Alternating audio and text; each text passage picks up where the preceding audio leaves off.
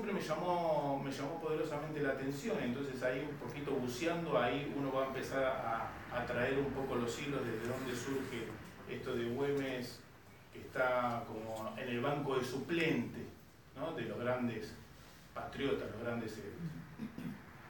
Siendo que tranquilamente podría haber jugado de 10, ¿no?, para tener la correlación con el Mundial. Y después me interesa, a partir de esto, ir reconstruyendo, resignificando todo lo que la figura de Güemes significó en cuanto a que Güemes era un líder, pero no era un líder de la academia, no era un líder tampoco político, sino que por definición era un líder gaucho. Entonces, a partir de ahí, de cómo el concepto de la palabra gaucho va a ir modificándose desde el siglo XIX hasta el principio del siglo XX, cómo se va a ir resignificando, y con él la figura de Güemes. Es interesante que podamos pensar por qué se tardó casi 175 años en que Güemes tuviera su feriado, por así decirlo, su día, ¿no? ¿Por qué no entró en ese momento en la galería de con los demás próceres argentinos, por la puerta grande? Para esto estructuré la charla basándome en la biografía. Lo tengo en formato digital, Güemes documentado por el doctor Luis Güemes, que fue el bisnieto del general. La relación política entre Salta y Jujuy bajo el liderazgo de Güemes, de Domingo Paredes. El general gaucho, historia y representaciones sociales en la construcción del héroe. Esto es muy interesante, de la doctora Villagrán, que es una antropóloga. Bueno, y lo que sí puede traer son estos textos, algunos voy a citar, algunos párrafos, ¿sí?, de Pacho Donel, El grito sagrado. Bueno, de Newton Güemes, el caudillo de la guerra gaucha. Y de Marco Güemes, padre de los gauchos. Pero como para introducirnos un poco en el personaje, nada mejor que una anécdota que encontré y que se las comparto, para que veamos también cuál es la trascendencia de Güemes, ¿sí? Es decir, cuál es la importancia de Güemes en el sentido tanto desde lo político y desde lo militar, ¿sí? Y cómo Güemes trasciende en el tiempo y trasciende también la región, porque Güemes es materia de estudio junto con San Martín en las academias militares del mundo. La anécdota es la siguiente, la voy a leer. El general Henry Summers, del ejército de Estados Unidos, en abril de 1973, sostuvo conversaciones con los líderes norvietnamitas. Recordemos que para 1973, Estados Unidos y Vietnam del Norte tenían conversaciones de paz en París, ¿sí?, desde la guerra que había empezado casi 10 años antes, ¿no? Ahí se estaban haciendo las conversaciones del armisticio. Con lo cual el general conversa con sus pares norvietnamitas y tiene el siguiente diálogo. Le dice Summers: ustedes saben que nunca podían vencernos en batalla abierta, es decir, nunca nos hubieran vencido en una guerra convencional. A lo que la respuesta de los líderes norvietnamitas fue la siguiente: puede ser, pero eso no es relevante, pues hemos hecho la guerra como le hiciera el general sudamericano Güemes a los españoles, y ya ven, hemos triunfado, ¿no? Como esta guerra que propone Güemes, esta guerra que en ese momento se llamaba una guerra de recursos, que era la guerra de guerrillas, va a ser materia de estudio de las principales academias militares. Pero bueno, vamos a introducirnos entonces en lo que es el Güemes, un poco el Güemes hombre, para ir repasando algunos aspectos de su vida. Güemes va a nacer en el seno de una familia acaudalada, ¿sí?, de Salta, de la élite salteña. ¿Sí? Van a ser el 8 de febrero de 1785 y sus padres va a ser un funcionario del rey. ¿Sí? Va a ser Gabriel de Güemes y Montero, que va a ser tesorero de la Real Hacienda de la Intendencia de Salta y de Tucumán. La madre de Güemes va a ser María Magdalena Goyechea y Lacorte, que va a ser descendiente directa, o sea, va a ser la hija del fundador de Jujuy. Es decir, que ahí lo que vemos es que Güemes va a nacer en el seno de una familia muy acomodada, la cual, digamos, no va a tener ningún tipo de privaciones, no va a tener que pasar, digamos, va a tener una infancia, y si hubiese querido él, y acá me parece que ya empezamos a entender un poco a Güemes, el líder, hubiese elegido y hubiese tenido una vida tranquila. Sin embargo, eligió todo lo contrario.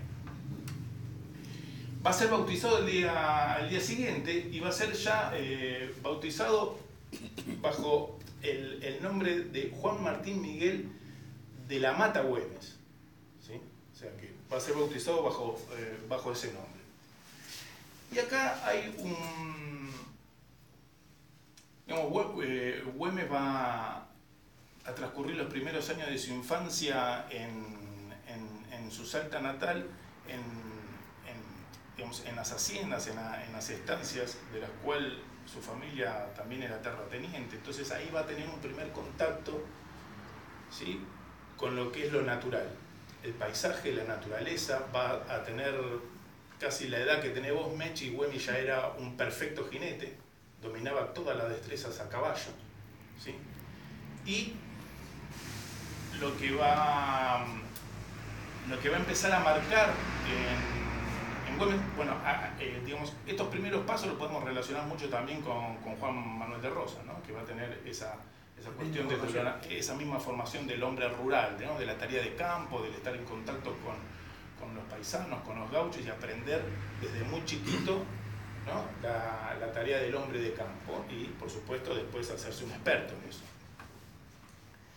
Ya alrededor de los 13 años, Güemes ingresa como cadete en el batallón del rey, en ese momento el batallón fijo, ¿sí?, que estaba destacado en Salta. Entonces ya con 13 años ya se incorpora a la milicia, que en el batallón del rey, que se llamaba fijo, no tenía mucho de fijo, porque después, ya estamos casi en 1805, ya hay informaciones de los planes de los ingleses del otro lado del Atlántico para hacer las invasiones.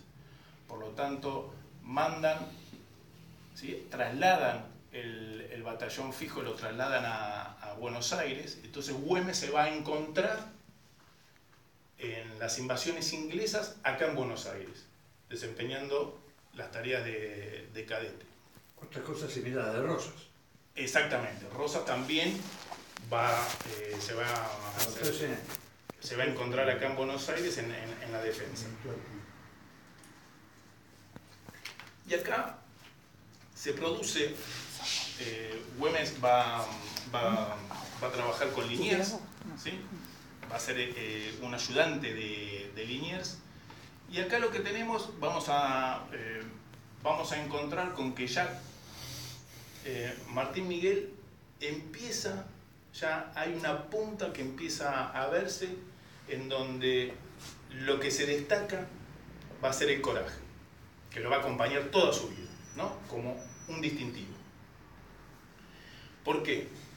Porque primero va a salir mencionado por su conducta, ¿sí?, de haber aguantado, así lo dice el parte, de haber aguantado a pie firme las avanzadas inglesas en los corrales de Miserere, que es lo que es actual Plaza 11.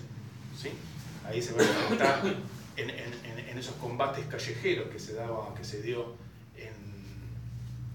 en las invasiones, pero va a protagonizar un hecho insólito que no, me arriesgo a decir que todavía no ha sido igualado en la historia militar, porque produciéndose una violenta bajada del Río de la Plata. Recordemos que, o sea, tengamos presente que en esos momentos el Río de la Plata no es el Río de la Plata que conocemos nosotros ahora. El Río de la Plata estaba acá nomás, ¿sí?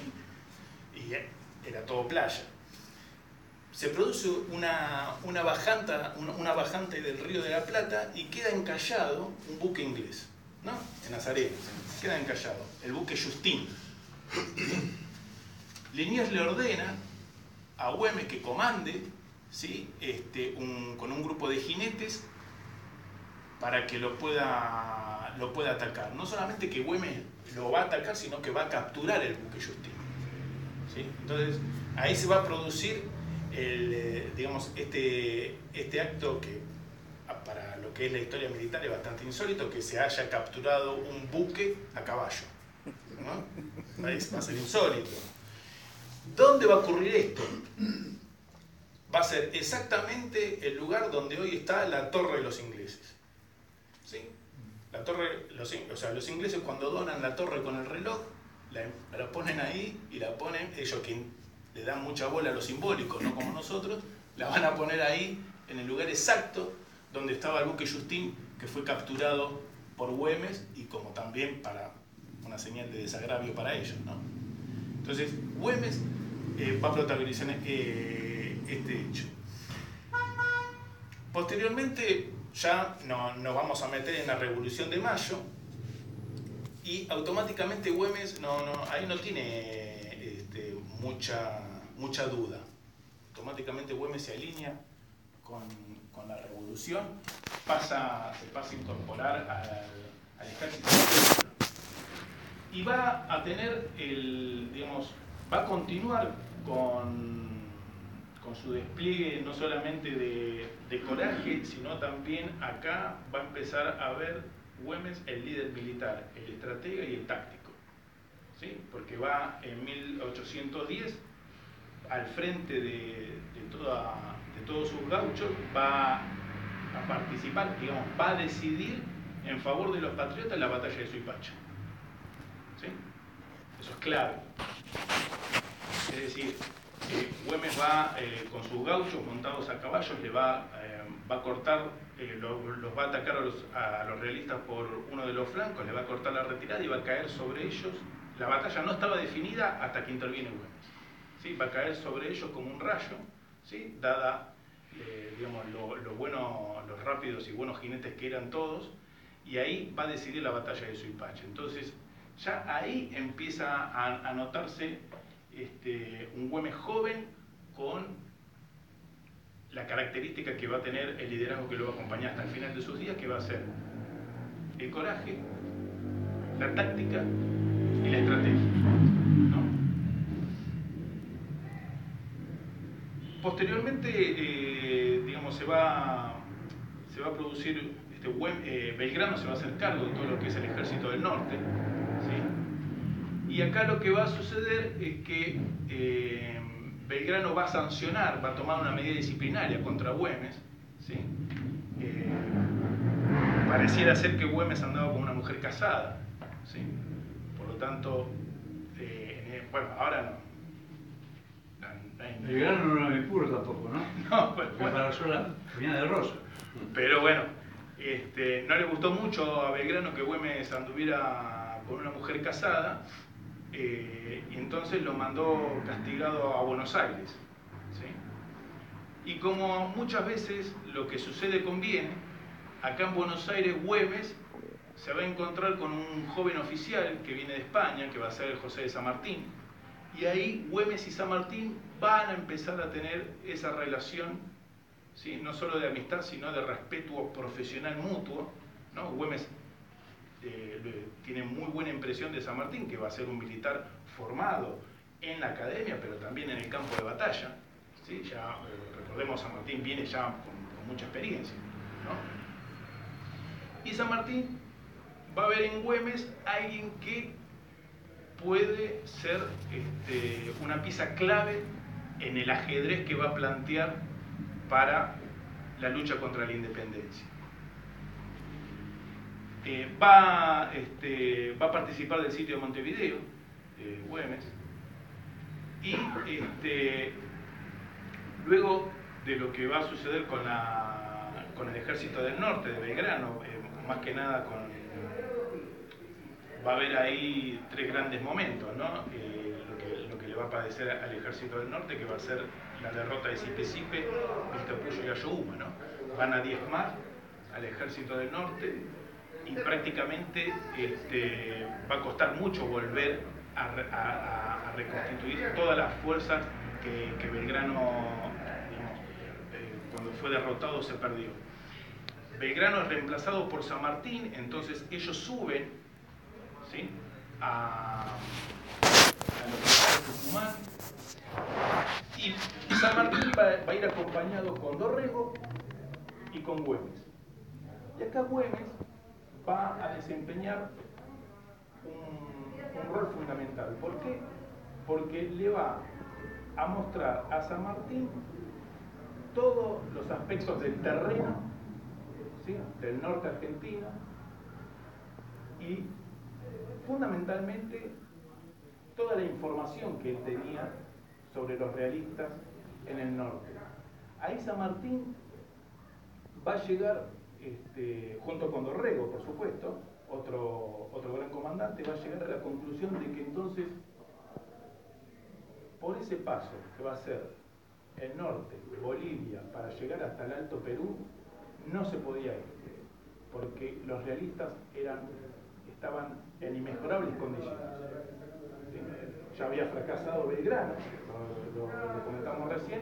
Entonces ahí, a partir de su experiencia que va a tener San Martín con Güemes, va a empezar a armar el plan de el ejército cruzando la cordillera e irse por Chile. No encarar el norte, donde los realistas digamos, eran prácticamente imbatibles, ¿sí? Para lo cual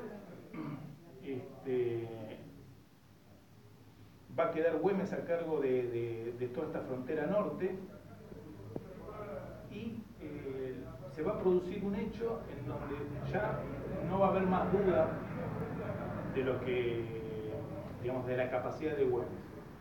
Y ese hecho va a ser la batalla del Puesto del Marqués, en donde va a abatir completamente a todos los realistas, ¿sí? Y va a ser, digamos, una presentación en sociedad de Güemes, ¿sí?, junto, digamos, para todo lo que es Buenos Aires. Entonces ahí, que siempre Buenos Aires siempre fue bastante recelosa, ¿no?, de todo lo que, de toda esa frontera norte. Y digamos, me parece a mí que es interesante citar cómo se produce entonces digamos, el combate del Puesto del Marqués, donde Güemes se destaca y ya automáticamente queda con su, digamos, prestigio de comandante, y sobre todo de alguien que está siempre al frente y siempre predicando con el ejemplo. Voy a citar el libro de Marco de Güemes, que brevemente va a relatar así. Amaneció el 14 de abril, de acuerdo con lo dispuesto, el batallón de cazadores fue conducido a la grupa de sus caballos por los granaderos, dragones y gauchos de Güemes, hasta llegar sin ser oídos a una legua del enemigo, que se hallaba a las órdenes de vigilia en el Puesto del Marqués. Fernández de la Cruz, o sea, que tiene la calle acá cruzando Puente la Novia, ¿sí?, dispuso que los granaderos se ubicaran a la derecha, los cazadores al mando del salteño Rudecindo Alvarado al centro y los gauchos a la izquierda. La vanguardia marchó en columna hasta un cuarto de legua del enemigo, lugar donde adoptó el dispositivo de ataque, y en el cual 2 divisiones de gauchos se desprendieron con el objeto de tomar la retaguardia. Roto el fuego, avanzaron los granaderos y dragones con el resto de los gauchos, quienes al moverse con rapidez sorprendieron completamente al enemigo.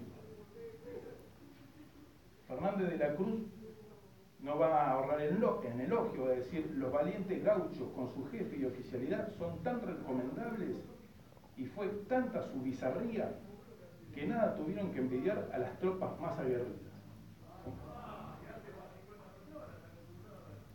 va a decir, el ardor de la carga en la que encabezó Güemes.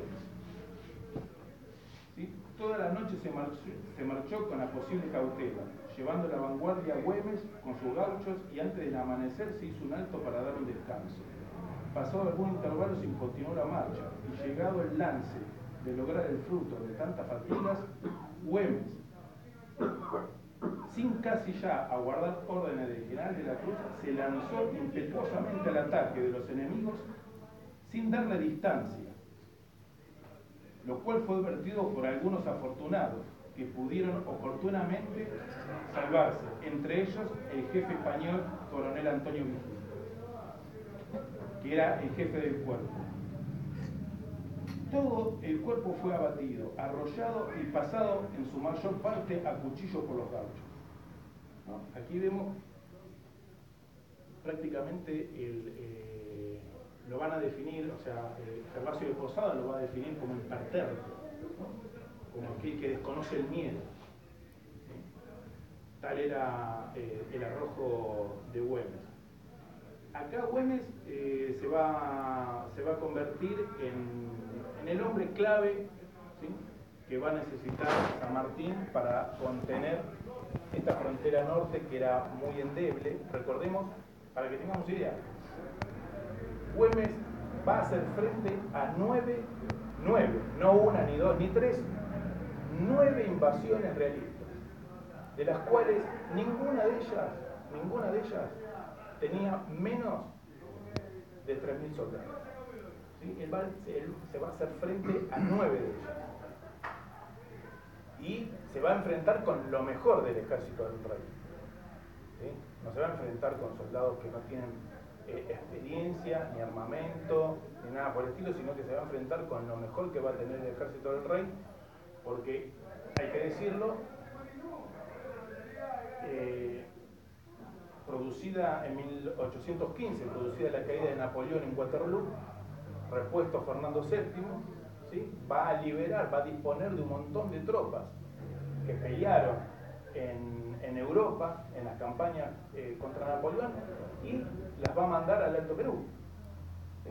Las va a acantonar en el Alto Perú y en Chile, ¿sí?, para que puedan iniciar y la reconquista y directamente ya sofocar la rebelión. O sea que Güemes se va a enfrentar con esa clase de soldados. ¿Sí? Sus gauchos se van a enfrentar con esa clase de soldados. En ese mismo año se va a casar con Carmen Puig. Carmen Puig también era una patriota salteña que provenía de una familia destacada. ¿Sí? Van a tener 3 hijos, que ahora vamos a contar un poquito las vicisitudes que tuvieron que atravesar los hijos huérfanos, que se van a quedar huérfanos ellos, ¿no? Y es interesante ver que en el año 16, a poco, Güemes va a ser un decidido partidario de la Declaración de la Independencia, junto con San Martín, ¿sí?, y Belgrano, ¿no? Son los 3 que van a hacer mucha fuerza para que se pueda declarar la independencia. Y en el año 16 la situación en el continente era bastante complicada, endeble, ¿sí? En México estaban fuertes los españoles. Recordemos que Bolívar estaba exiliado en Jamaica, ¿sí? Toda la parte esa estaba en manos de los españoles.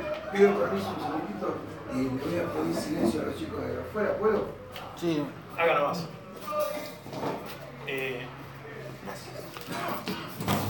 Los españoles estaban fuertes en todo el Alto Perú, ¿sí? Y la situación acá en las provincias, teníamos ya lo que se empezaba a visorar, la guerra interna, ¿sí? La guerra interna que digamos, prácticamente se lleva puesta la revolución, ¿sí?, por así decirlo. Gracias. Por favor. Esta guerra civil que se empieza a dar en esos años, en los años de la Declaración de la Independencia, va a hacer que Buenos Aires se empiece a desentender de la campaña libertadora. ¿Sí? Lo va a sufrir en carne propia San Martín, que no va a contar con muchos recursos, va a tener que, siendo él gobernador de Cuyo, va a tener que refuerzo extraordinario a las provincias cuyanas para poder hacer el ejército de Libertador y poder iniciar su campaña. Si para San Martín fue complejo que obtener recursos de Buenos Aires para armar su ejército, que lo poco que puede tener lo pudo tener gracias a la amistad que tuvo con el director supremo Martín del Pueyrredón, ¿no? Que fue un poco el que le dio algo que tenía. Lo demás lo tuvo que salir a buscar a la provincia de Mendoza, San Juan, San Luis, ¿no? Catamarca. Imagínense lo que le quedaba a Güemes. O sea, Güemes hizo, esto es importante que lo destaquemos, luchó los años que luchó conteniendo a las mejores tropas que tenía España, que era un imperio, no era cualquier cosa España, ¿sí? Era un imperio, ¿sí? Capaz de poner 10.000 soldados en los buques en cualquier lugar del planeta. Lo hizo con los elementos que tenían en la vida diaria los gauchos. O sea, hicieron la guerra, por eso que es el concepto, ¿no? Hicieron la guerra ¿con qué? Con el que tenían a mano. ¿Sí? Por eso que los gauchos ponían su propio caballo. No había caballadas. ¿Sí? El caballo con el que andaban en el campo, trabajando, haciendo las tareas rurales, ¿sí? Lo ponían y peleaban con ese caballo. Utilizaban la lanza, la tacuara, que es la que crece en el monte, atada con un tiento de cuero, su propio facón, que es con el que comían, ¿sí? Con el que hacían algunas tareas rudimentarias, lo transformaban en lanza, usaban las boleadoras y con eso hostigaban permanentemente las tropas del rey que venían con artillería, caballería e infantería. ¿Sí? Tengamos presente, ¿no? Cómo las circunstancias en que tuvieron que luchar. Va a haber un memorando de Belgrano donde va a describir que las tropas que tiene el gobernador Güemes están desnudas, hambrientas y con falta de pago. Falta de pago. O sea, porque obviamente tampoco, imagínate que si no le daban nada, menos le iban a dar los salarios, ¿no? Entonces, Belgrano va a escribir a Buenos Aires para describir esa situación de todo ese norte, ¿sí? En donde Güemes con sus gauchos pelean casi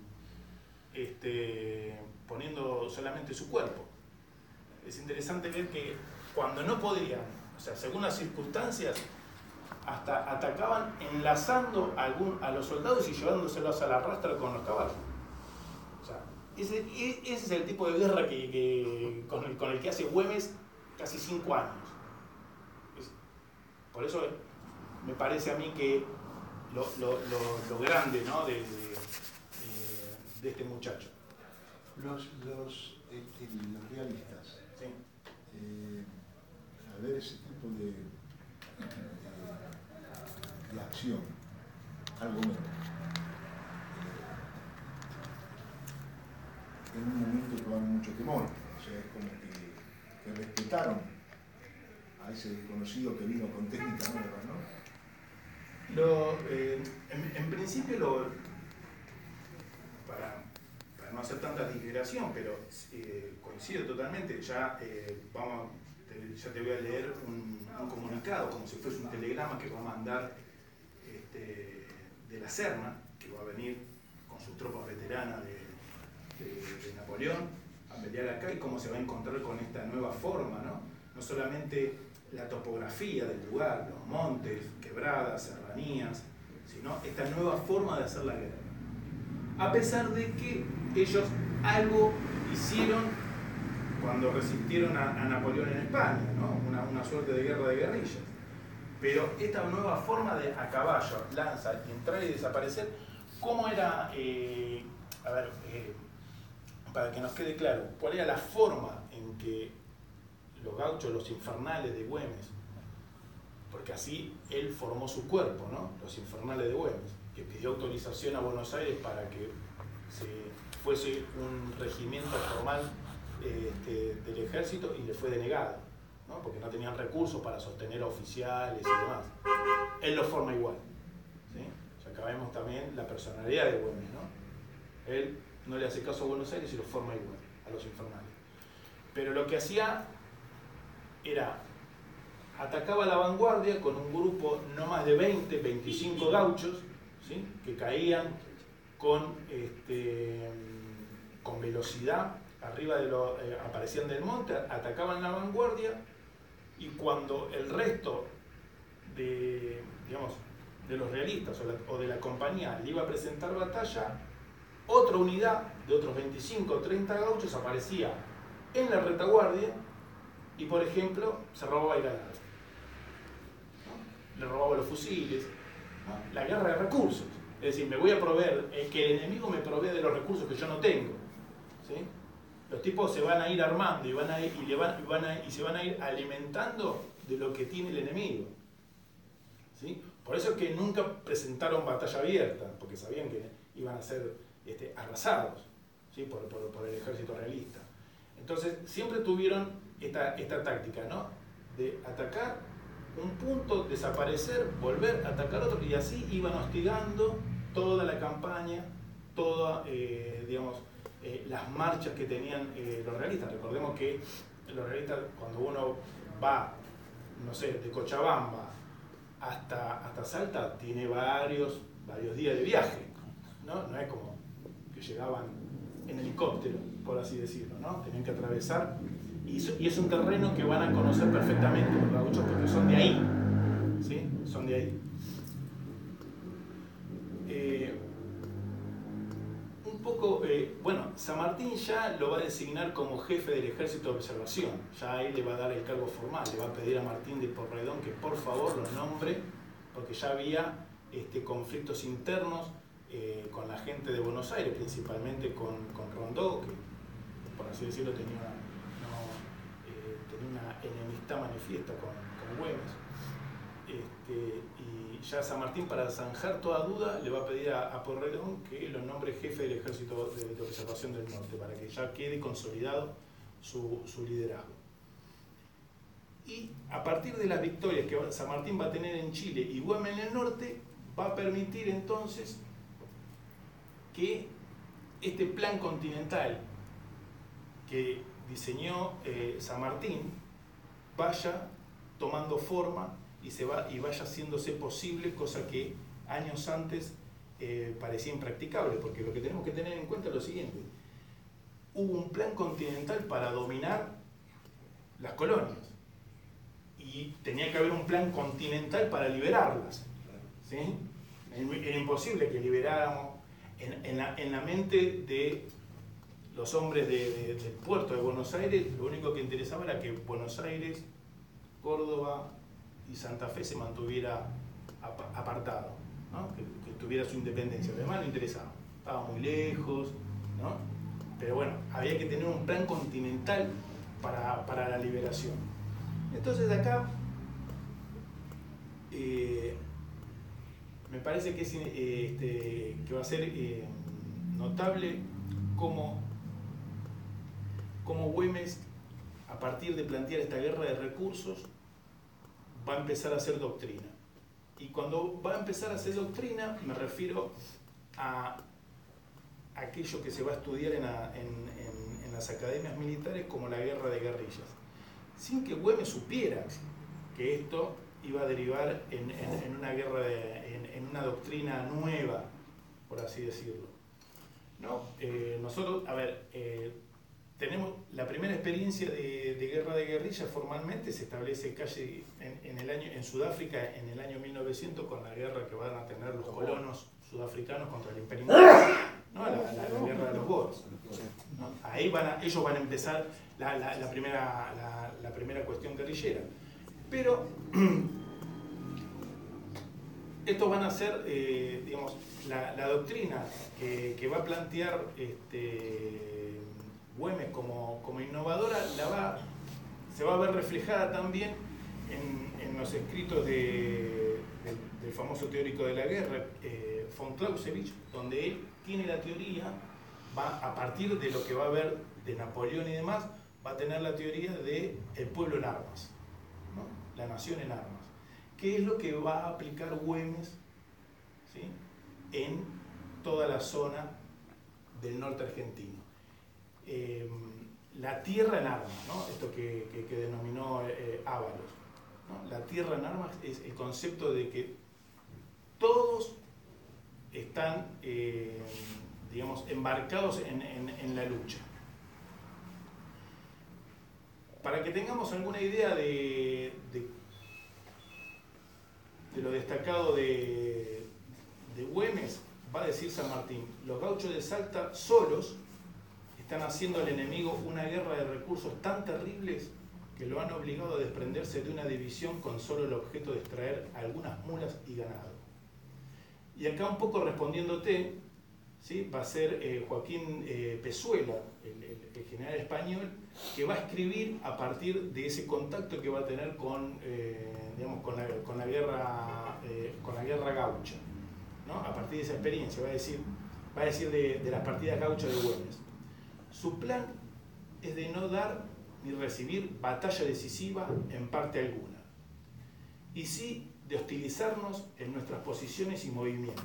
Observo que, en su conformidad, son inundados con interminables bosques, con partidas de gauchos apoyados con todas ellas en 300 fusileros al abrigo de una continuada e impenetrable espesura, y a beneficio de ser muy prácticos y de estar muy bien montados, se atreven con frecuencia a llegar hasta los arrabales de Salta y a tirotear a nuestros cuerpos, por respetables que sean, arrebatar de improviso cualquier individuo que tenga la imprudencia de alejarse una cuadra de su plaza o campamento, y burlan, ocultos en la mañana, las salidas nuestras, ponen en peligro mi comunicación con Salta, y a pesar de 2 partidas que tengo apostadas al intermedio, ni una palabra, experimento que nos hacen casi con impunidad una guerra lenta, fatigosa y altamente perjudicial, ¿no? Eso es lo que va a remitir, que le va a escribir el virrey.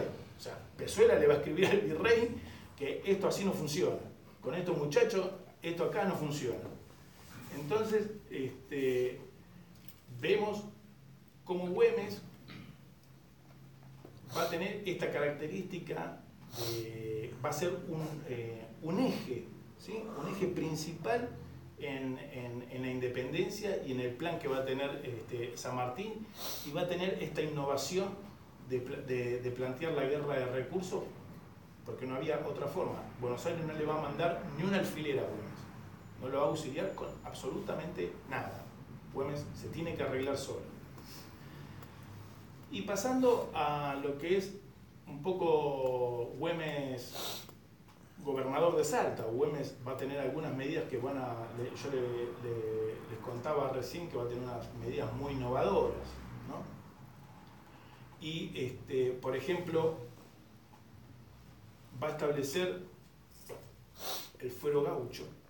El fuero gaucho va a decir, bueno, todos los gauchos que estén peleando, ¿sí?, a favor de la causa de la independencia, van a tener una protección especial. No van a pagar impuestos, ¿sí?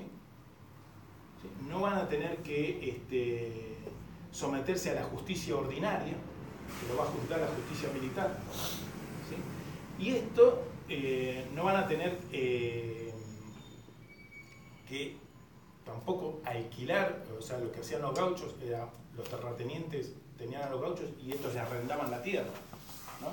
Entonces Güemes lo que va a hacer es, bueno, si como tenemos el concepto del pueblo en armas, ¿sí?, el gaucho va, o sea, un día puede ser campesino, agricultor, y el otro día monta a caballo y se va a una incursión, ¿no?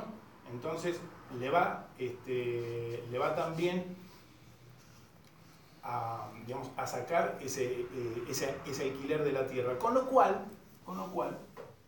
Güemes lo primero que va a hacer a partir digamos, de establecer este fuero gaucho, que va a ser una medida netamente política, netamente de corte social, ¿sí? ¿Por qué? Porque los gauchos lo único que tenían eran obligaciones.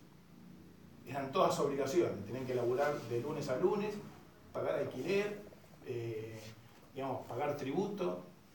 A partir de esta medida que lo va a transformar en sujetos de derecho, por supuesto, lo que va a hacer automáticamente se va a ir ganando enemigos internos.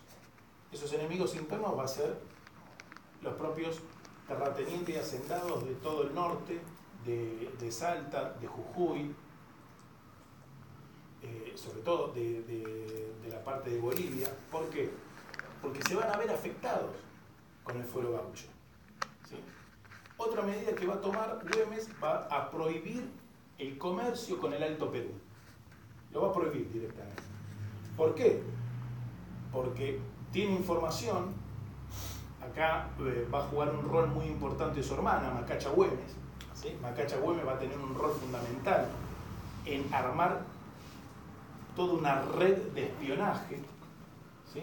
Porque por su condición se va a codear con la élite salteña, jujeña, también con la del Alto Perú. Entonces se va a servir de esta condición como para pasar información, para tener un servicio de información, ¿no? Le va a proveer a Güemes toda la información. ¿Qué es lo que surge de ahí? Se dan cuenta de que muchos de estos terratenientes, dueños de la tierra del norte, comercian en el Alto Perú y comercian con los realistas, porque en el Alto Perú estaban los realistas. ¿Qué es lo que hacen? Van a vender caballadas, ganado, ropa, pero sobre todo lo que le interesa a Güemes suspender es el comercio de mulas. Eso es lo que le interesa a Güemes que se corte. ¿Por qué? Porque las mulas eran los camiones de hoy. Todo se transportaba a lomo de mula, sobre todo en esos lugares donde hay esa característica geográfica. Entonces, como todo se hacía a lomo de mula, la mula podemos decir que eran los grandes camiones de hoy en día. Entonces a Güemes le interesaba suspender, cortar ese abastecimiento de mulas que tenían los realistas en el norte. Entonces va a establecer esa prohibición, lo cual va a seguir ganándose enemigos internos, ¿sí? Propios tanto de La Rioja, Catamarca y Salta.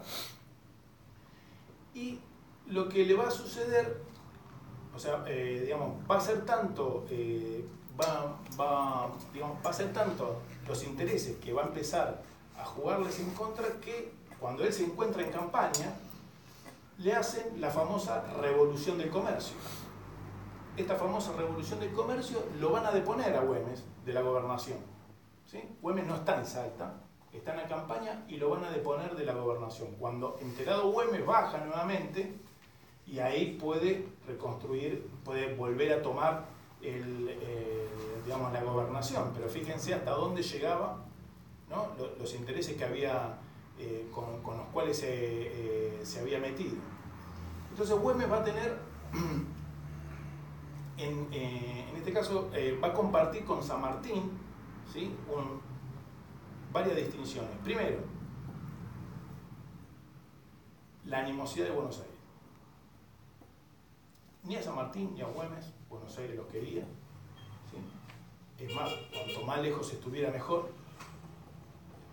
Otra característica que van a compartir es que ambos van a ser los primeros jefes militares que se van a transformar en gobernadores electos, por así decirlo. ¿Sí? San Martín en Cuyo, Güemes en Salta. Por supuesto no había elecciones, pero sí el cabildo, ¿sí? Los había proclamado gobernadores. Entonces ahí va a haber dos coincidencias y va a ser un antecedente bastante importante del siglo XIX de cómo funciona el sistema, ¿no? A través del cabildo podían elegir el gobernador. Van a ser los dos únicos casos, porque después todos los gobernadores los va a poner Buenos Aires a dedo, ¿sí? Todos los van a poner a Buenos Aires a dedo. Para un poco retratar el final de cómo Güemes en el año 21 va a encontrar su muerte, voy a citar un par de tramos que van a describir perfectamente el final de Güemes. Güemes, recordemos que se va a introducir nuevamente en la capital salteña, va a ir a la casa de Macacha, de su hermana, a visitarla, y ahí los españoles le van a tender una emboscada. ¿Sí? Ahí los españoles le van a tender una emboscada. Quien le va a tender una emboscada va a ser alguien que era un antiguo comerciante, va a ser el Barbalucho Valdés, quien, sin ser detectado, van a copar toda la capital de Salta. ¿Sí? ¿Por qué? Porque tenían la información de que Güemes estaba en la casa de su hermana. Eso ya tenían la información, ¿no? Imagínense que para ese entonces poder dar muerte a Güemes era un trofeo, ¿no? Era como ganar el campeonato mundial. Entonces, acá un poco me permito citar cómo es que, según los relatos de Atilio Cornejo, cómo se produce la emboscada de Güemes.